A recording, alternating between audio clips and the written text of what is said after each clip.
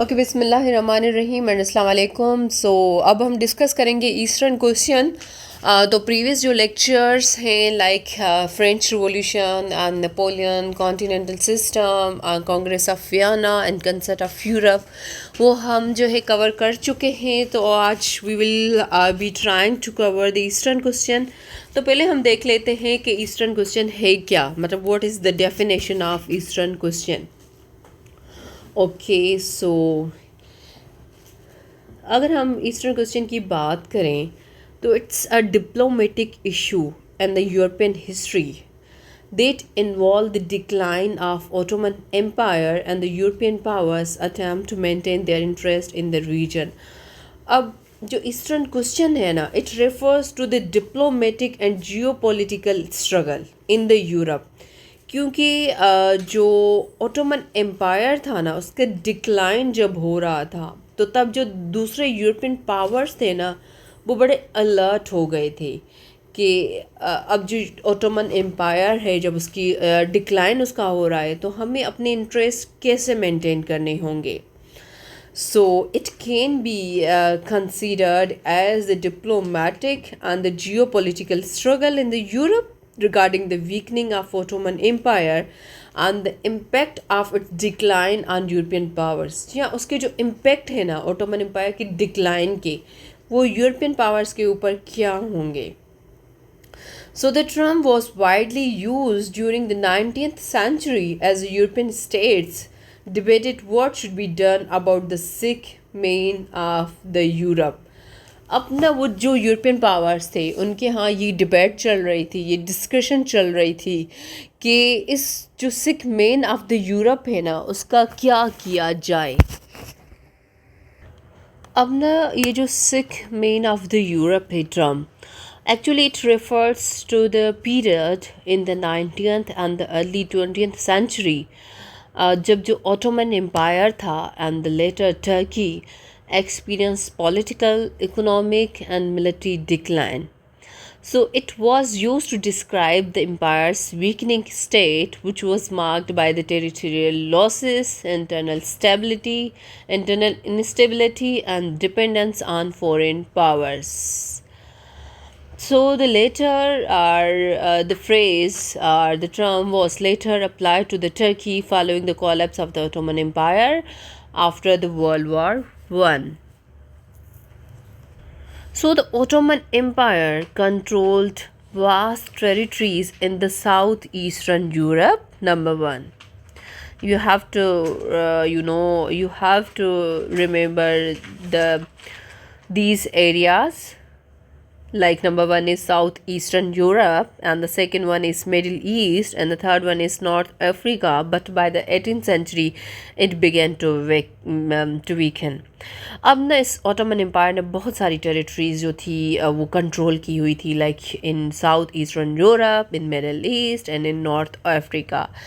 So at its peak, the Ottoman Empire controlled vast territories across 3 continents, जो मैंने आप लोगों को बता दिए. So the empire, which lasted from around 1299 until its collapse in the 1922. अब वो जो एम्पायर था ना, जिसको हम ट्रेस करते हैं 1299 से और जब तक उसका कॉलेप्स होता है in the 1922, was one of the most influential empires in the world history. सो इसलिए बहुत ज़रूरी है कि इसका थोड़ा सा आप लोगों को एक ब्रीफ जो है एक पिक्चर जो है आपके सामने पेश की जाए. So the number one is south eastern Europe, the Balkans. So the modern day countries उसमें like Greece, Bulgaria, Serbia, Montenegro, Romania, Albania, North Macedonia, Kosovo, Bosnia Herzegovina, Croatia and the certain parts of हंगारी.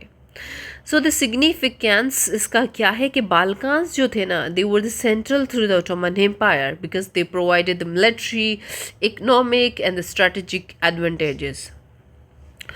और उसके अलावा जो है ना, अगर हम उस रीजन की प्रॉक्सिमिटी देखें to the Ottoman empires, to the Ottoman heartland in the Anatolia, allowed the empire to exert its influence over the Europe.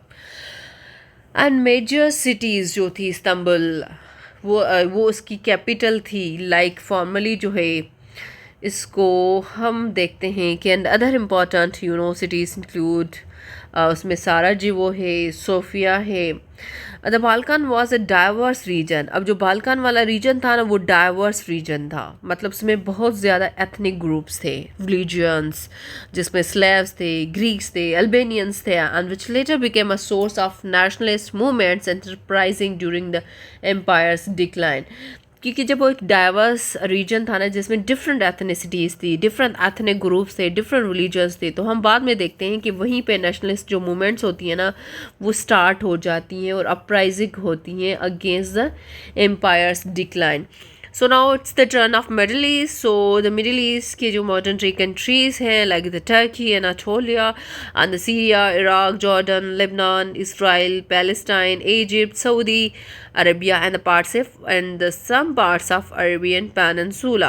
So the significance क्या है Middle East का, it serves as Islamic, heart of Islamic culture and the center of caliphate, and the region also contain a certain trade crucial routes and the resources जिसमें oil आ जाता है and fertile agricultural land.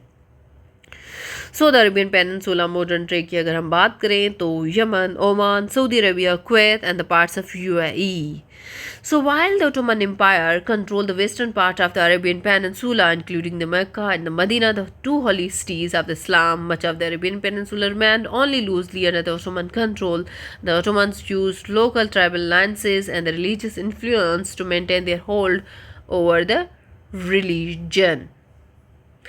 And if we talk about the North Africa, so the modern day countries are Libya and Tunisia, Algeria, Egypt, and although Egypt's governance, fluctuated between the direct Ottoman Empire and sometimes some semi-autonomous status.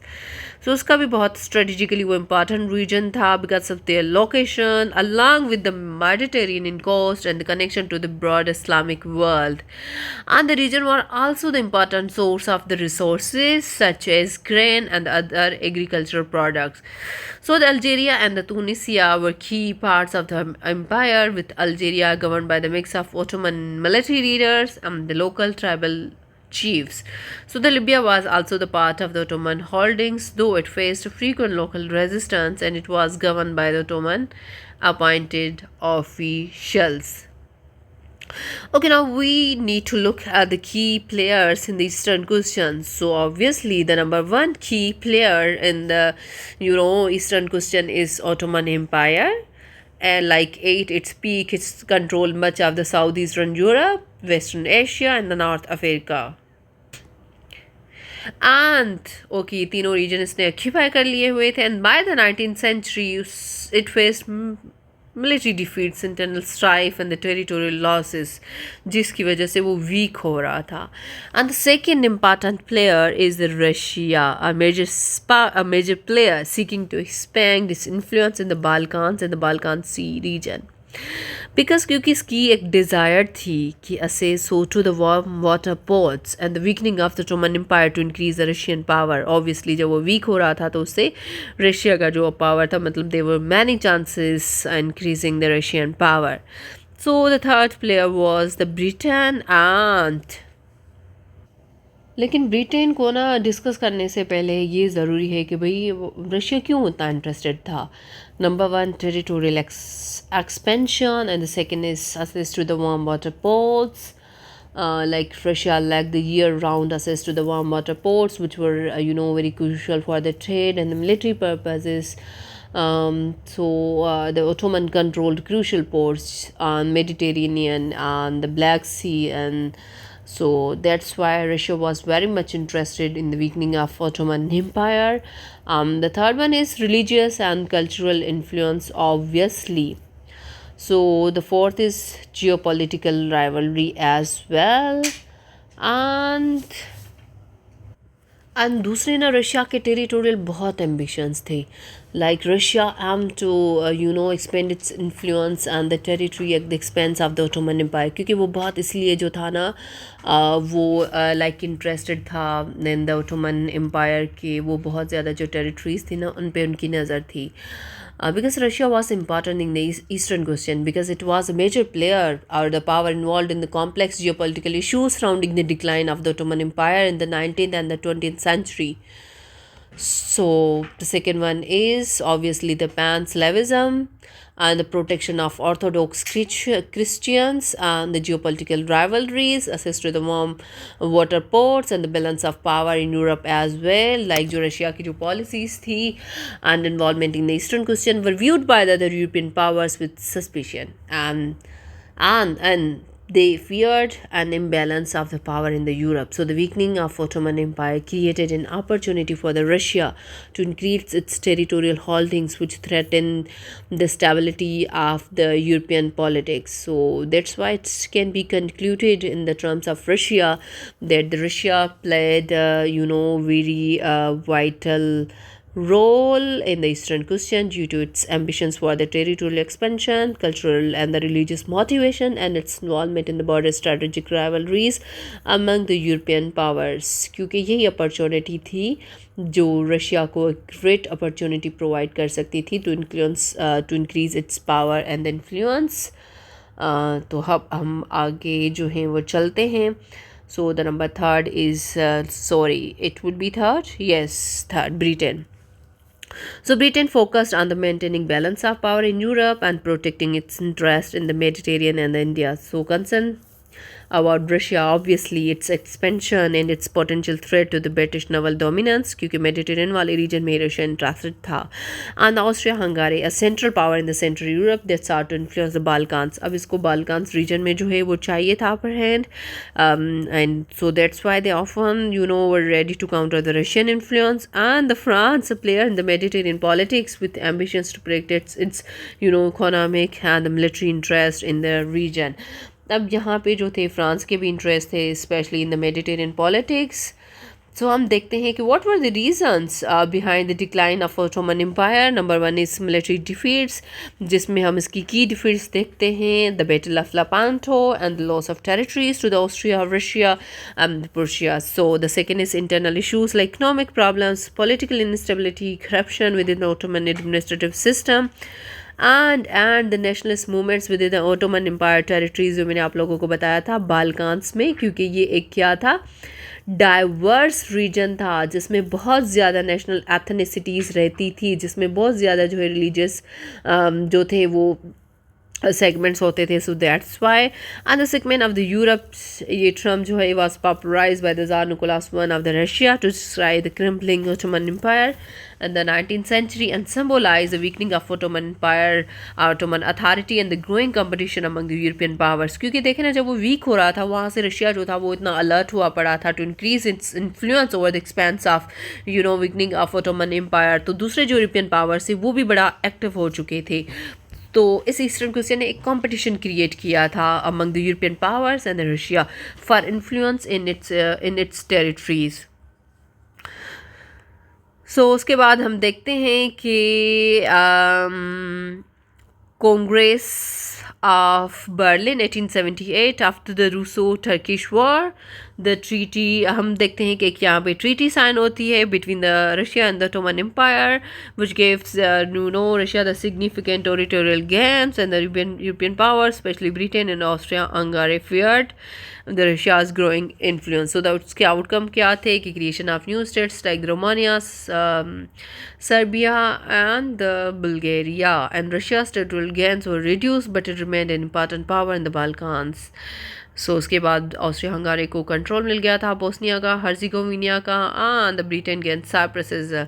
उसके बाद impact हम इसका देखते हैं कि temporarily तो stability आ गई थी but it set stage for the further conflict over the Balkan territories and influence the alliances leading up to the World War one.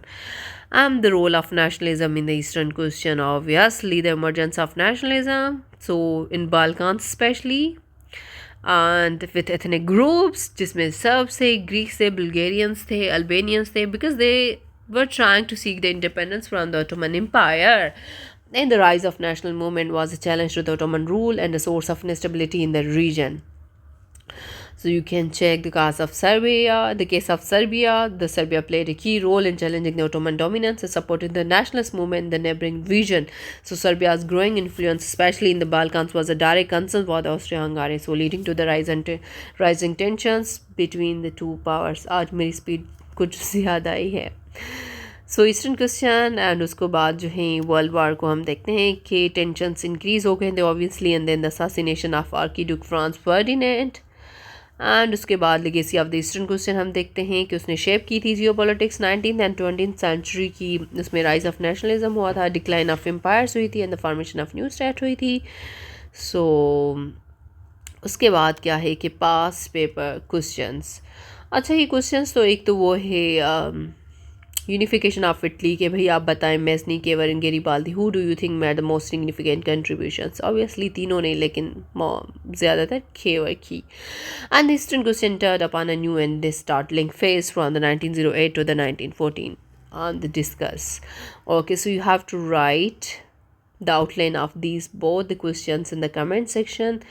Then I will also reply to your comments अगर कुछ चीज़ missing होगी तो. So thank you and अल्लाह हाफिज़ with happy face. अल्लाह हाफिज़, take care.